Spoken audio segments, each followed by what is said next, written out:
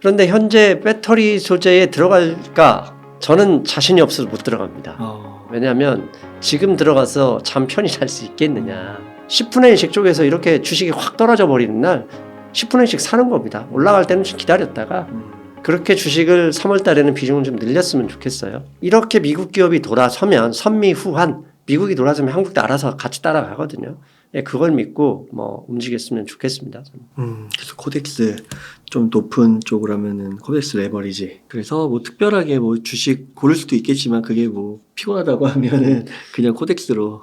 왜냐하면 증시가 하락하다가 이렇게 오늘도 보시면 아시겠지만 상승 종목보다 하락 종목이 2배 이상이 많았어요.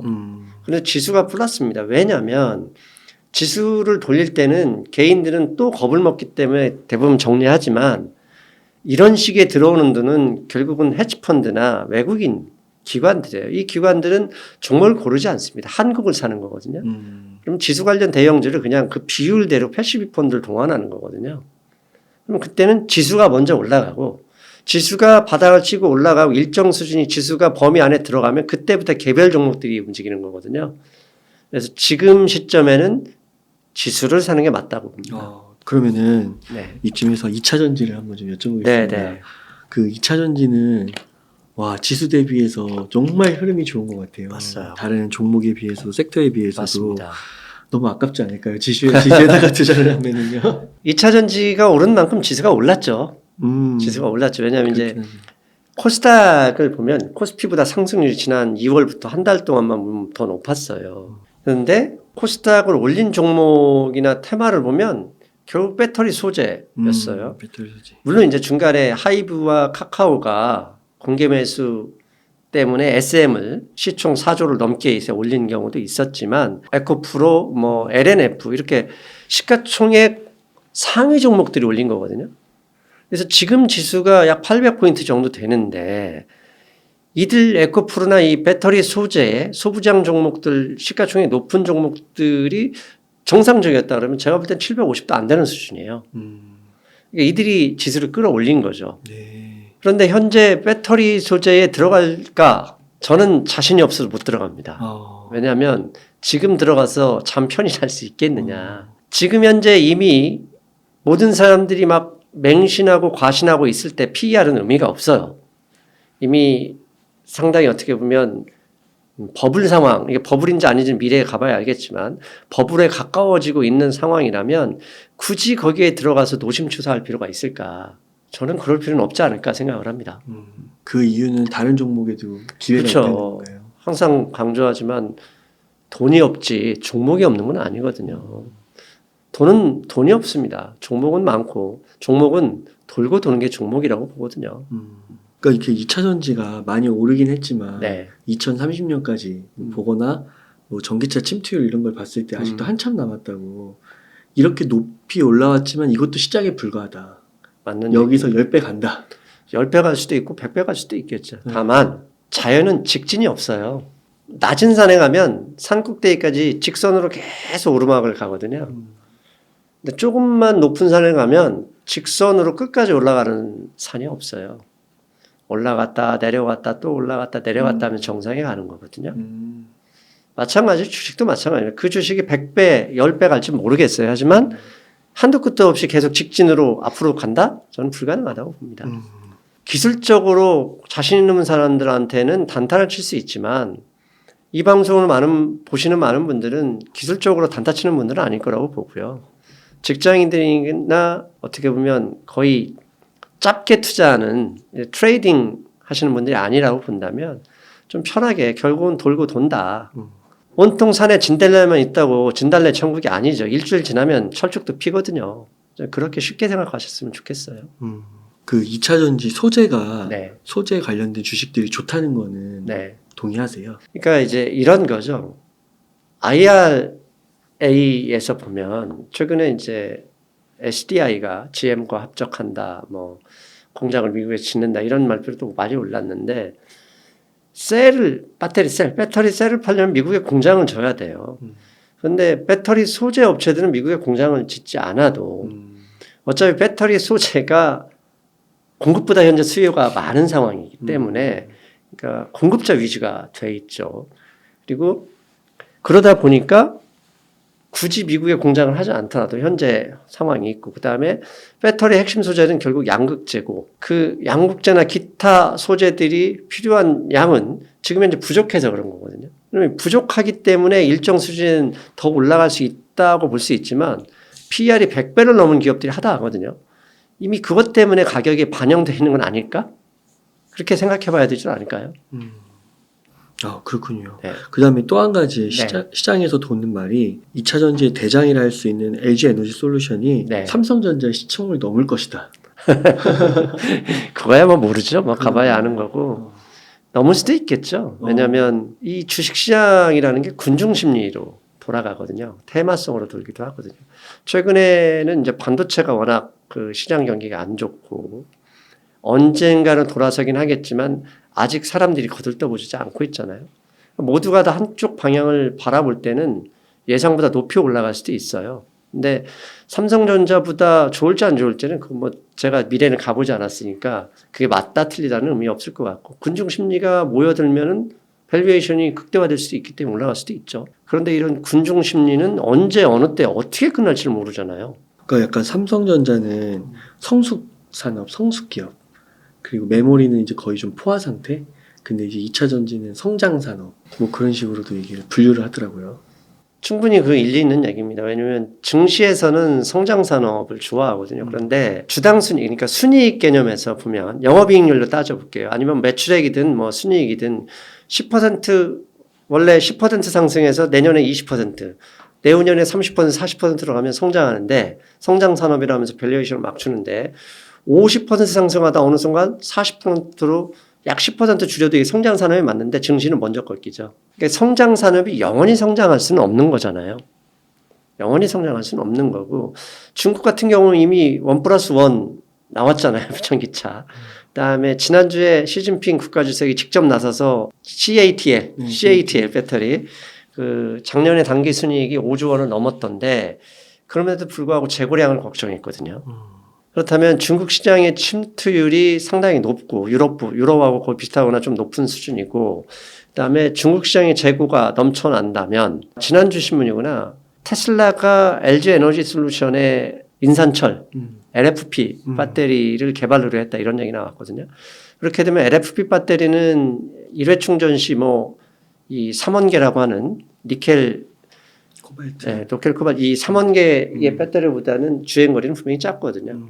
하지만 주변에서 보면 멀리 장거리가 아닌 이 동네에서 운전하시는 분들 의외로 많거든요. 5년에 뭐 5만 킬로도 안 뛰는 분들, 그런 분들한테는 사실 200~300km만 해도 큰 문제는 없어요. 그러면 LFP가 이 원자재나 이런 조달 문제에서 조금 더 3원계보다는 자유롭기 때문에 그쪽으로 테슬라나 다른 자동차 업체들이 방향을 틀면은 이게 의외로 배터리 침투율이 더 높아질 수도 있고 이 수익성이 좀 낮아질 수도 있겠죠. 그다음에 아무리 소재업체가 장기 계약을 통해서 옛날에 높았던 단가대로 한다고 하지만 결국 셀 업체들이 이런 LFP가 확대되고 이러면 결국 이제 가격 경쟁력, 가격 원가 상승률에 대한 압박을 가할 수도 있는 문제거든요. 그리고 워낙 또 비싸기 때문에 그게 어디까지 갈 거냐. 올라갈 때는 뭐 한없이 끝까지 올라갈 것 같기도 하거든요. 근데 이제 그게 아닐 때는 또 언제 그랬냐는 듯이 거의 폭락하듯이 산이 높으면 골이 깊기 때문에 그런 부분도 저는 염두에 둬야 돼서 굳이 투자할 필요 있겠냐. 단 이미 갖고 계신 분들은 다른 얘기죠. 네. 갖고 계신 분들은 뭐 좀 떨어져도 버틸 수 있지만 이제 굳이 이렇게 높은 주식에 내가 들어가서 노심초사 잠도 못 자고 매일 새벽에 테슬라 올랐는지 확인하고 그럴 필요가 있을까? 저는 그 생각을 하는 겁니다. 그래서 다른 쪽을 봐라. 네. 다른 쪽에도 기회가 많다. 네. 또 말씀해 주신 대로 그냥 지수 투자, 레버리지 투자로만도 충분하다. 맞습니다. 예. 그러면 이번에는 좀 삼성전자 좀 여쭤보겠습니다. 네. 그 최근에 반도체 재고 문제와 그 미국 반도체법 독소 조항 등으로 네. 반도체 산업에 대해서 우려하시는 분들이 많은데요. 네. 앞으로는 어떻게 전망하세요? 반도체 산업은 저는 우려할 필요는 없다고 보고요. 어차피 우리가 살아가는 삶에서 반도체 없이 이루어질 수 있는 게 없잖아요. 지금 뭐 자율주행이고 뭐 가령 XR이고 뭐 여러 가지 XR, VR 뭐 얘기 나오고 AI 때문에 테마가 부른데 AI도 결국 다 반도체가 들어가야 되거든요. 앞으로 우리 이 생활 환경에서 사물끼리 통신하는 시대가 나오고 이게 곧 이어지고 현재도 이어지고 있는 상황에서 반도체가 업황이 나쁘다 그건 의미 없다고 보고요. 다만 한국 반도체 산업이 껴있는 특수성이 문제죠. 중국과 미국 사이에 껴있잖아요. 그리고 삼성전자나 하이닉스는 지금 중국에 D램 공장도 있어요. 인텔에서 인수한 하이닉스 같은 경우는 낸드 공장도 있고 삼성은 당연히 D램 공장도 있고요. 이 문제에서 그 미국에서 계속 일종의 비토를 거는 것이고 그다음에 반도체 보조금을 받을 경우 기업금이 까라 이렇게 나왔잖아요. 근데 2주 1쯤 전에 한국 정부에서 그건 기업이 할 일이 그 미국 정부에 알아서 해라 이런 얘기를 했었거든요. 그러니까 마치 한국 정부가 미국 기업에 손을 놔버리는 형상인데 아무리 삼성이라도 미국 정부를 어떻게 직접 상대할 수 있겠습니까? 이런 불확실성 때문에 현재 주가가 이렇게 반영이 되어 있다고 보고요. 또 하나는 최근에 이 흔들리는 장세에서 모든 돈이 배터리에 몰려 있잖아요. 거기서 소외당한 것도 있죠. 네. 근데 계속 말씀드리지만 군중 심리는 언제 어떻게 돌아설지 모르는 거예요. 갑자기 배터리다 아니 뭐 반도체다 이러면 또 순식간에 반도체로 다 몰려오거든요. 그리고 삼성전자 같은 경우는 반도체로 볼 필요는 없다고 봅니다. 그냥 대한민국으로 봐야 되겠죠. 왜냐하면 시가총액 비중도 있고 지수가 돌아서면 패시브 쪽에서 돌아오면 결국 삼성전자가 시가총액 1위이기 때문에 또 매입할 수밖에 없는 거고요. 그리고 더 멀리 본다면 반도체도 결국은 재고가 정리되면 재고 정리 안 되겠습니까? 결국 재고가 정리될 텐데 재고가 정리되면 뭐 수익성이 나아질 것이고 그 점도 감안해야 된다고 봅니다. 그래서 그게 LG 에너지 솔루션보다 시가총액이 높다. 그건 잘 모르겠고요. 그건 제가 미래를 가보지 않아서. 하지만 과도하게 뭐 삼성전자 그러면 이제 하이닉스까지 포함한 반도체 업종으로 보면 될 텐데 그쪽에 과도하게 비관적일 필요는 없다. 이렇게 봅니다. 그럼 연말이나 내년 초에 가면 좀 좋은 흐름이 나타날 가능성이 높을까요? 사실 이 증시에 이게 테마 보세요. 순식간에 가령 챗 GPT 정말 다 그런 종목들만 오르도 어느 순간 다 사라졌어요. 아, 사라졌네요, 지금. 사라지는 않고 그 이제 관심이 싹 멀어졌죠. 그렇죠, 그렇죠. 로봇, 레인보우 로보틱스, 뭐 시총이 2조, 3조 순식간에 넘어갔다 요새 또 관심이 좀 멀어지고 있어요. 이런 것처럼 이 시장의 관심이 언제 어떻게 사라질지 모르는 거잖아요. 그런데 반도체는 현재는 관심의 영역이 아니라 펀더먼털의 영역인데 펀더먼털이 개선되기 위해서는 재고 문제. 근데 재고 문제가 개선되기 위해서는 사실 이 미국에 중국을 어느 정도 더 때릴 거냐 이 문제가 걸려 있거든요. 이제 이 불확실성이 사라지지 않고 있기 때문에 투자 심리가 그쪽으로 가지 않은 것이다라고 보고요. 다만 언제 어느 때 이 재고 정리가 어느 정도 끝났어라는 그런 뭐 컨센서스라고 하죠. 그런 심리만 돌아온다면 다시 순식간에 돌아설 수도 있어요. 왜냐 반도체는 원래 시클리컬이지 않습니까? 주기가 있고 민감하기 때문에 그 시점이 언제이냐의 싸움일 뿐 결국 돌아올 것이다. 가을이 됐다고 단풍만 핀다고 겨울이 그다음에 봄이 여름이 보이지 않는 건 아니거든요. 일정 시기가 있으면 결국 다 돌아옵니다. 재고가 좀 해결이 돼야 되는 거예요. 네. 기본적으로 삼성전자의 매출을 보면 주가가 반토막 난 수준까지 매출이 반토막 난 건 아니에요. 그럼 왜 이렇게 재고가 많냐? 이 중간 상들이 있습니다. 유통업체들이 향후의 흐름을 보고 재고를 늘렸다 줄였다 하는 이게 이제 영어로는 그러니까 한국어는 채찍 효과거든요. 이게 채찍을 딱 하면 여기는 짧은데 저 끝에서는 높아지잖아요. 일종의 지렛대처럼. 이 채찍 효과 때문에 이 삼성전자 자체의 재고는 별로 없을지라도 유통업체의 재고가 어느 정도 줄 때까지는 이 재고 문제가 걸리거든요. 근데 유통업체 재고는 수요가 늘어나는 순간 늘어나는 게 아니라 수요가 늘어날 것 같은 그 희망만 보이면 유통업체들은 재고를 늘리거든요. 싼 값에 먼저. 이제 그런 부분도 있기 때문에 그 시점이 언제냐라고 볼 수 있겠죠. 네이버 카카오 네. 이것도 하나의 국민주인데 네. 네이버 카카오는 좀 어떻게 보세요? 사실 카카오는 죄송한 얘기인데 지주회사 아닙니까? 카카오는 뭐 카카오뱅크, 카카오페이 다 떨어놓고 사실 엔터도 하려고 하고. 예 지주회사입니다. 이제 지주회사는 할인을 받죠. 왜 할인을 받냐? 이 자회사들이 배당 안 하잖아요. 우리나라에서는 명목만 지주회사이기 때문에 얘네들이 이렇게 시가총액이 높을 이유가 있을까? 합쳐놓으면 네이버하고 비슷해야 되는 거나 네이버하고 비교할 때 안 돼야 되는데 합쳐놓으면 더 커버릴 수도 있거든요. 그 점을 좀 염두에 두는 게 맞을 것 같고 네이버 경우도 지금 이 증시의 흐름, 금리 인상에 이어지면 네이버나 이런 기술주들이 약세를 보였잖아요. 이 흐름과 뭐 무관하지 않을 거라고 봐요. 그러니까 1월 달에는 24만 5만 원까지 올라가던 주식이 최근에 20만 원까지 이렇게 약세를 보였던 게 채권 금리가 갑자기 2월부터 한 달 동안 올랐잖아요. 미국의 채권 금리가. 그런데 오늘 최근 3일 동안 채권 금리가 거의 어마어마한 속도로 떨어지고 있어요. 2년 만기 채권 금리가 불과 목요일에 지난주 목요일에 5.03 하던 게 지금 현재 선물 시장에서 보면 4.3%입니다. 이거 말도 안 되는 속도 떨어지고 있거든요. 이건 골드만삭스가 예상하듯이 금리 인상이 더 멀리 가지 않을 것이다. 3월에 금리 인상 안 할 것이라는 게 이게 채권 시장에 바로바로 반영되고 있는 거거든요.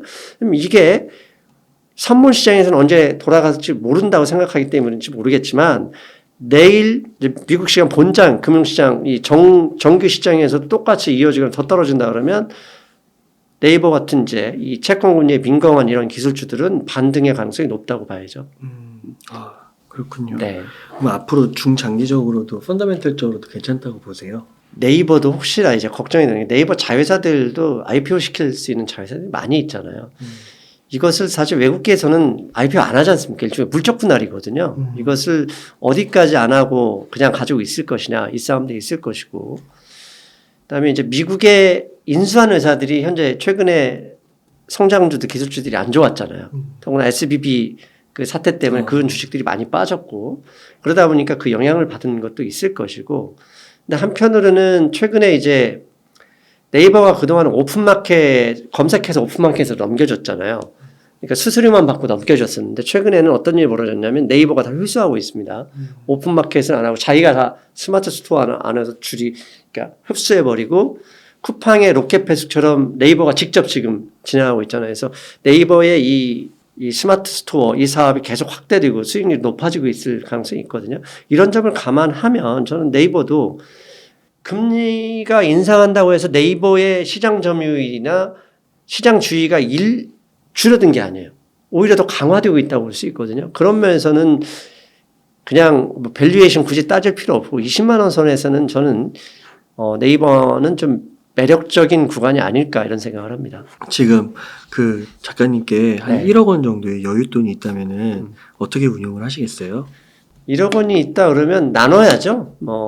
혹시 모르니 예금도 하고 주식도 하고 그래서 1억 원이 있다면 저는 이미 예금이 뭐 어느 정도 있으니 저라면 이제 주식을 좀 사겠죠. 그런데 1억 원이 어떤 사람한테는 1억 원 전체가 전 재산일 수도 있는 것이고요. 어떤 사람한테 빚을 내온 사람일 수도 있거든요.